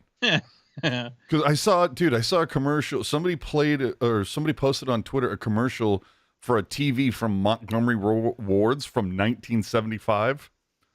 Back in the days when a TV was like a piece of fucking furniture. And dude, it's a 25-inch TV. Well, at least the screen is 25-inch. Aside from that, it's a much larger piece of furniture. But it's like $500, and I'm like, $500 today gets you a 55-inch flat panel smart TV. Not even, dude. My 55-inch was like 300. See, there you go. But you get what I'm saying. Like TVs, totally, for some reason, have like maintained for almost 50 years. But like, I get that prices go up, but it's like when you're charging $30 for parking, give me a fucking break. Like, what do you have to do? Where is all that $30 going? You know what I mean? Like, I understand, like, oh, well, it's because we lease the land from the city and they've raised their rate. Like, if they say that, I'd be like, all right, that's fucked up, but at least I know where to direct my anger at over having to pay some of this shit. But then you go and you look at you go to a game at the, what the fuck is it called? Oracle. They changed the name so many fucking times in 20 years. It's so stupid. But parking there is like $60. And it's like, are you out of your fucking mind? But I guess for them, it's, let's be honest. It all comes down to supply and demand. And the supply of parking in San Francisco is about like that. About the size of a fucking postage stamp. Right? So the demand goes up, so the price goes up. But I'm sorry, man. And Ruben saying 30 for games, but it's 40 for concerts. Are you out of... You've got to be kidding me. Dude, I remember like, oh, okay, fine, I'm old, I don't care. But dude, $40 when I first started going to concerts would pay for my ticket. It would pay for a t-shirt and a couple sodas. Now it gets you fucking parking. I'm sorry. Anyway, I don't mean to go down the fucking well or the rabbit hole or whatever, but yeah, it's just the prices over the last 10 years just seem to have increased obnoxiously so. And then you hear certain teams complaining, like, we don't understand why we're not drawing more fans. Maybe it's because you fucking priced them out. So, anyway. And again, that's on sports and concerts in general across the country. Right. But and then here's another one for you. So it was reported on the 4th. So like, what was that, 4 days ago? And who didn't see this fucking coming? You didn't need to be Kreskin for this. San Jose BART extension will reportedly be further delayed and cost more. Officials now expect the project to be completed in 2036, 10 years more than the initial projection, and at a cost of $12 billion, which is more than twice the initial $5.5 million budget. Or I'm sorry, $5.5 billion. And I'll tell you right now, dude. If you think this shit is getting completed by 2036, your optimism knows no ends. I have a bridge to sell you. But the line that was hidden in the report that really stuck with me, quote, the massive Google campus planned for San Jose has been placed on indefinite hold. Fuck. It's like, I loved going to Patty's Inn, and they were a victim of the whole Googleplex thing. Why did Patty's Inn have to go? The Poorhouse Bistro, the ridiculous move that they had to go through. Now, to be fair, it seems like they're in a better place, that whole Little Italy district. It's very cool. I dig it. But again, I really liked going to the Poorhouse where it was. To see these local businesses get shafted for a development that at this point may never fucking happen. Like, seriously, fuck you, San Jose Council. Fuck you, Sam Liccardo. You guys clearly aren't paying attention. Okay, I felt good to get that off my chest. And I'll get off my soapbox now. In good news, merch news, the Sharks released new gear from Starter. Remember them? So, but however, and again, this isn't on the Sharks. This is at large. I'm sorry, dude. Who's paying $100 for a hoodie? Like, if you are, you have too much fucking money, which is agitating when you see so many homeless people. $100 for a fucking hoodie. You've got to be kidding me. But hey, at least you get a choice other than Fanatics. All right, Cuda played 2 games. They won them both. Good on them. Next. No, a 3-2 win over Bakersfield. Goals from Coe tipping a Makamadulin shot, Raska in tight, and an overtime Cardwell buried a feed from Weisblatt. Corona stopped 22 of 23. Split goalie game. So is it Romanov or Romanov? What's this guy's name? Anybody know? I don't know. He stopped 15 to 16. I believe it's Romanov. Okay. In their second tilt, Cuda hosted the Condors, got a 5-2 victory, courtesy of goals by Gushin, Bailey, Robbins, Gavanki, and Todd had an empty netter. Cuda posting 4 unanswered goals in this one. And just want to let you know, this coming season of the Pucknologists, you are not going to hear much in the way of Cuda talk, as we will be saving those discussions for Ian, Jules, Mark, and Lacey when he's available to do the teal tinted glasses. Hopefully we'll see some monthly check-ins with Nick Nolenberger, but that's all however Ian decides to run it, it shall be run. NHL related stuff. Oh, God damn, I got to plow through here. Great news for me, man. Adidas authentic NHL jersey lawsuit advances over deception. This was the headline that I wrote. Or not wrote, read. Adidas can't shake a proposed class action lawsuit alleging it deceptively portrays authentic replica jerseys as the same ones the NHL players wear. So there was already a suit filed in Florida that was tossed. There was another one in Michigan. I can't really find anything about that, but for whatever reason, the New York one is going forward. So hell yeah. They removed claims of misrepresentation and fraud, but they left intact deceptive practices and false advertising claims. So there you go. NHL considers changes to digital ad boards after fan criticisms. The funniest thing to me on this whole deal was the NHL said it heard feedback from the technology, heard feedback that the technology makes it easier to watch hockey games on television. It was certainly the vocal minority that complained. You've got to be kidding me. Name one. Is there a single person in here with us that thought that the digital ads enhanced the viewing experience on TV? Not a single fan said this. I'm telling you. And the other thing is that there's talk about like making it look like a video game when a guy scores, like all the digital ads will wiped away with a big goal thing. And all right. So where's the cap at right now? Because they're talking about preliminary projection for next season, 87 to 88 mil. So we'll call it 87 and a half. Where is it right now? 83? 83 and a half. So potentially going up 3.5 to 4.5.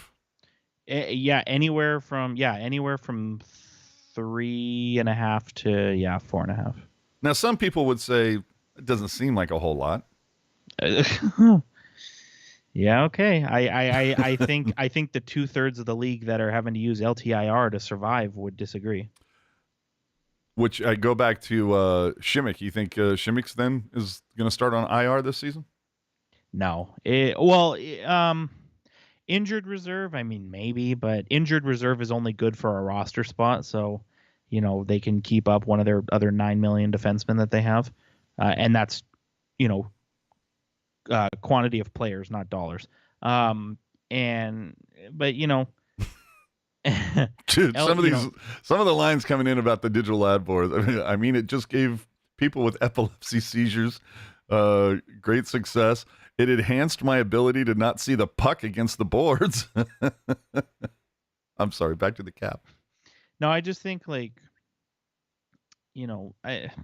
LTIR, using LTIR only makes sense if you're right up against the cap. But where the Sharks are, the Sharks have, and again, this is assuming nothing else changes, which we know it will. The Sharks have $2.6 million in cap space. Like, they don't need to put Šimić on LTIR because they have the room to leave him there. I'm dying to see that. I mean, I understand Thrun is waiver exempt, but how do you deny him? Right.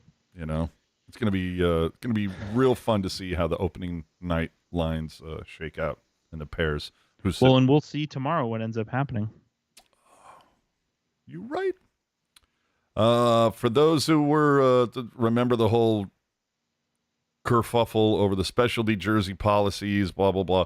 The league source did reinforce how the intended purpose of the initial memo was to inform teams they cannot wear specialty jerseys during the game, in warm-ups, or at an official team practice, which is somebody brought that up earlier that, you know, because the guys, they're supposed to be game worn and blah, blah, blah. So I don't understand how they're going to get around that, but they're still going to be making them.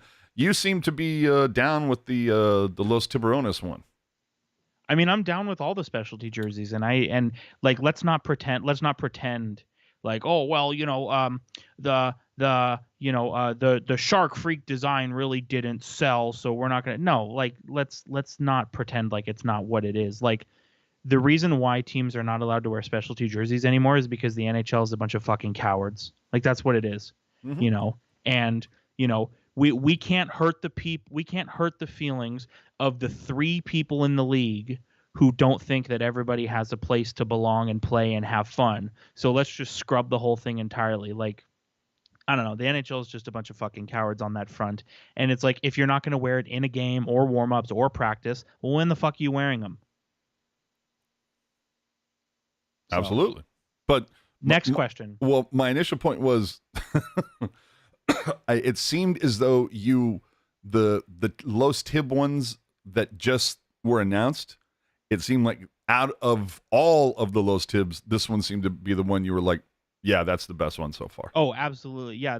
I mean, I think all the Los Tib ones are really cool, but like these ones especially, I felt like stood out to me. And I don't know if it was on Twitter or Discord, but somebody pointed out that the crest and the shoulder patches,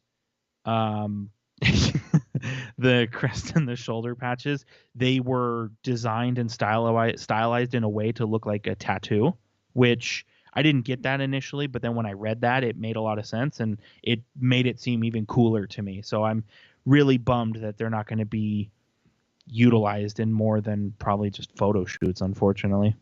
Did you see the one patch, though? It's like a lowrider with a fin on it. Dude, I want a pin of that. Like, whoever's in charge of that, like, make it happen. It better be a good pin, too, not one of those shitty pins. It's funny. I love how you have definitive opinions about certain things. I have definitive opinions about certain things. And, you know what percentage of the world do you think pin collectors make up? Probably not a big percentage. Oh, sure. But that percentage are tired of getting shit quality. And I'll give you an example that has nothing to do with this show, but it's on my mind. So across the league, NFL teams they'll do a pin of the game for all their games, right? Oh. And I've seen, as a Niners fan, I've perused the Niners one just to see if any of them look cool. And the designs are cool, but the craftsmanship is not so great. It's literally the Fanatic specialty where they just get a piece of metal, put a pin on the back of it, and then print up a decal of whatever they want and slap it on the piece of metal and call it a day. Give us your $12. And the Raiders, specifically them. The Raiders, their pin of the games, the craftsmanship is awesome. I love the craftsmanship so much because they're not just the sticker decal slapped on a piece of metal. They're I don't know what to call them, so I just call them like the engraved pin, And so like the Raiders, they do those kinds of pins, and I think the craftsmanship is so much better, and I feel a lot better paying money for them because they look cool and they're well put together. And I see some people clearly agreeing with me that I know what I'm saying about pins. So, if you want to know more, maybe a picture of my full collection will find its way in Discord after the show. Nice. Oh, man. Oh, look at Chris coming in hot. I haven't seen him in a while. I had to wait for the game to be over after the Niners thoroughly embarrassed the Cowboys. Marty asking, any thoughts on Hockey Canada's new dressing room requirements? I'm not aware of them. Are you? I was going to say, if you tell me what they are, I'll comment on them. Yeah. So, Marty, sounds like a question for the Discord.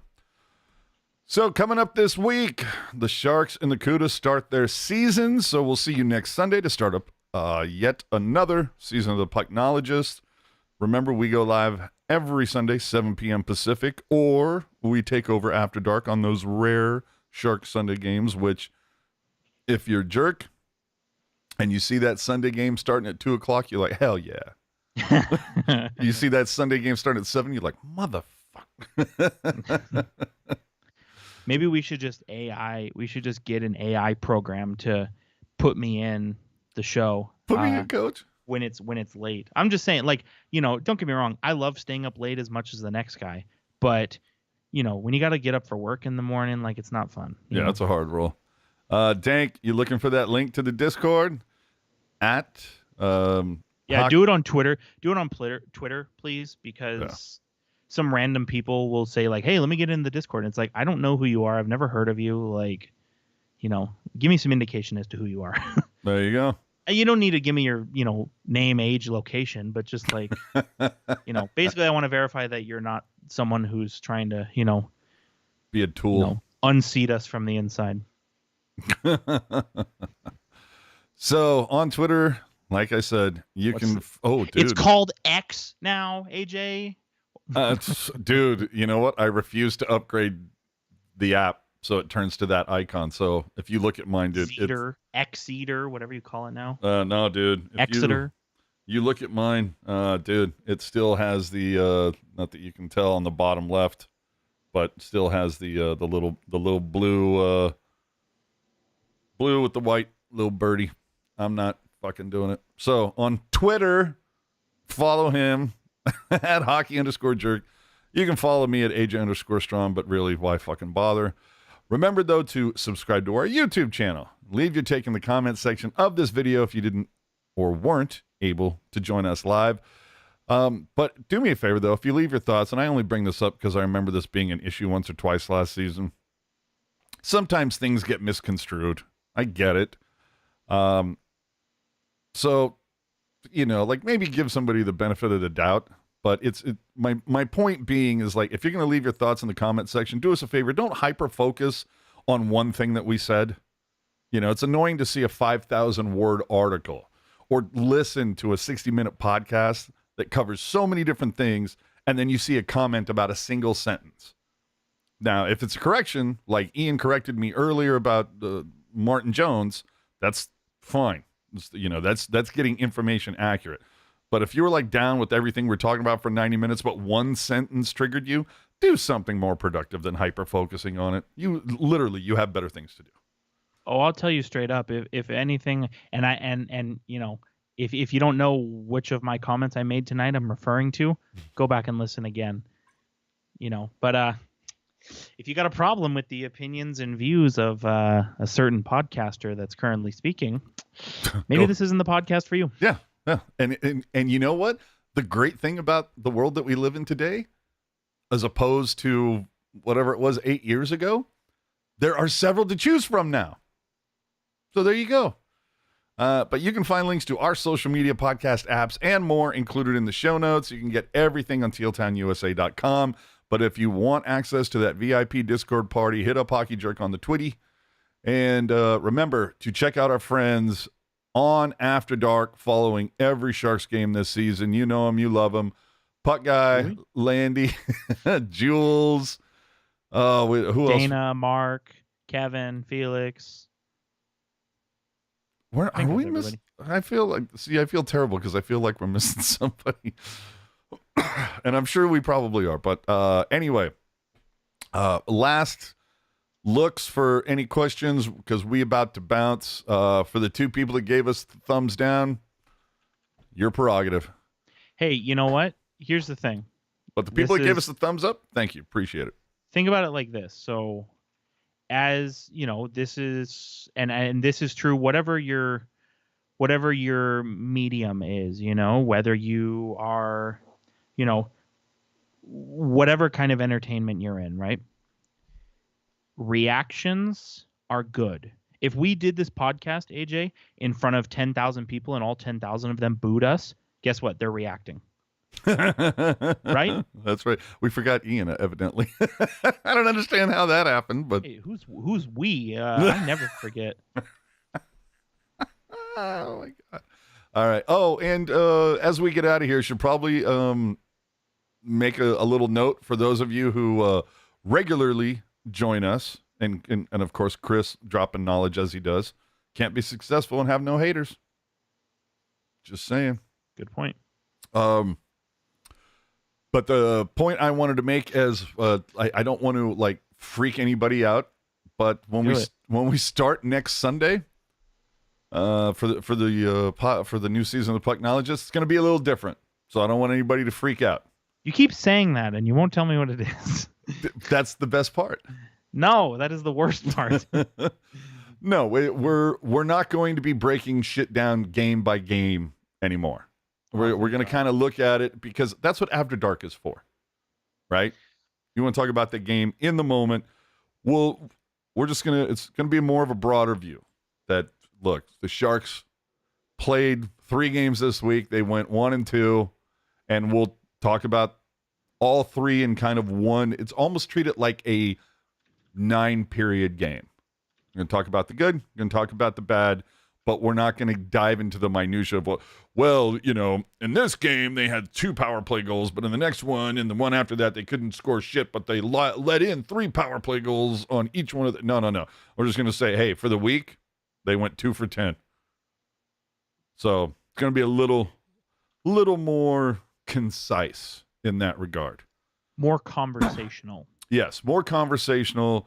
So less minutia, less CUDA, more conversational, and maybe get into taking a little, maybe being a little more interactive with the chat.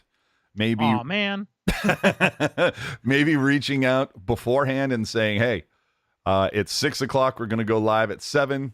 If you have some specific questions about the week, tweet them in now so we can make sure to get to them at the time." Something along those lines. But again, this show does evolve, as just like the Sharks jerseys. So, and there you go. So, any final thoughts? Is your now Sundays are dominated for the next 6 months? My final thoughts are: it's almost 9 p.m. and I'm hungry. What do you think about getting? I don't know. I'm not sure. I haven't really got that far. Not for you to know. Not your business. No, I really couldn't say. I'm kind of up in the air. I need to see. This is my move. This is my move right here. Is I'm gonna go. It'll depend on what. It'll depend on what the old ball and chain says. Sammy. I'll go to her and I'll say, hey, are you hungry at all? And she'll say no. And then I'll say, are you sure? Doesn't XYZ sound good? And she's gonna be like, okay, maybe. So. I feel you. Maybe some Jack in the Box French fries. I don't know. Oh, Curly's. No, God, no. What is wrong with you? Dude, some people, it's a love-hate thing, brother. Curly fries. Similar to In-N-Out fries. Love or hate. In-N-Out fries are good, but I don't think that they are profound. Does that make sense? Yes, but you're the first person I've ever talked to where they usually, not unlike this podcast, they evoke a very strong response, negative or positive. So there you go. You must think I work for the circus if you... Not my circus, not my monkeys, but I know a couple of the clowns. I was going to say, you must think I'm a clown if you think I want curly fries. Same thing with sweet potato fries. Like, you're telling me I can pay more money for something that sucks? Like... and with that, I should already also point out that tickets for the Sharks went up 2% this season. Hey, tickets to this podcast are going to be through the fucking roof. I'll tell you that. Oh, and speaking of, oh shit, you know what? I forgot. God, of course, we left it till the very fucking end, and I totally forgot. Say it. Giveaways. We get, dude, totally forgot. Everybody see my buddy Hurdle back here? Hurdle Bobble. Hurdle Bobs. So, got a good amount of these. Got a good amount of Sharks lunchboxes and a whole bunch of Sharks Uprising jerseys. And we're going to be giving those away all season long. Every Pucknologist this season will have some form of a giveaway. So dude, you said Uprising and I malfunctioned. Like, I completely forgot. Wait, what? That was the thing. So there will be a giveaway every single Pucknologist and probably some After Darks here and there. So wanted to let you know. So that's another reason to pay attention. And I know Jerk had a good time with the questions last season, and it'll be tough to come up with some new ones this season, but it really came down to predicting the future, right? So if you could pull that off and tell us, who was going to score the first power play goal that week, that makes it honest for everybody, right? Mm-hmm. That's how it seemed like you liked it. And also, because, again, we are fans of, well, at least I'm a fan of the sports betting here. Oh, yeah. If your answer is no power play goal, that is acceptable. Absolutely. That is like plus 10,000 odds, and you probably won't get it, but it's on the table. Just to let you know. All right, everybody. Thank you so much for hanging out with us for these 2 hours. And if you enjoyed the 49er game earlier and are just now checking us out, appreciate Go that. Niners. Yeah, go Niners, man. I just wanna put it out there. One of my good buddies is a Philadelphia Eagles fan, and hashtag die Eagles die. We've been snapping it around about the old football. As you do, and when you're both undefeated. Eagles are 5-0, Niners are 5-0, as you may or may not know. He fired off a little text to me around maybe 30 or so minutes into the podcast. He said that the Niners look like the better 5-0 team. Ooh, week 13 is going to be serious, bro. Well, and this is coming from an Eagles fan, and I don't want to generalize, but we know how Eagles fans can be. So well, and the Eagles had a hard time with the Rams today. So I feel hard time with the Rams, hard time with the Commanders, hard time with the Patriots. Yeah, but I feel like this is becoming a different kind of podcast. So we should probably get out of here. Says you. So join us on the Discord if you want to hear more talk about that, along with whatever food Hockey Jerk has decided to take for himself. So we'll see you next Sunday, 7 p.m. We thank you so much for listening. We're out, but okay. Final word from Bergs. Did you guys predict the Stanley Cup champion yet? No, we haven't. I'm going to say not San Jose. Jerk? I think it's going to be a team that plays in the NHL. I mean, would you put money on that? Yes. All right. I think I probably would too. Good night. Okay.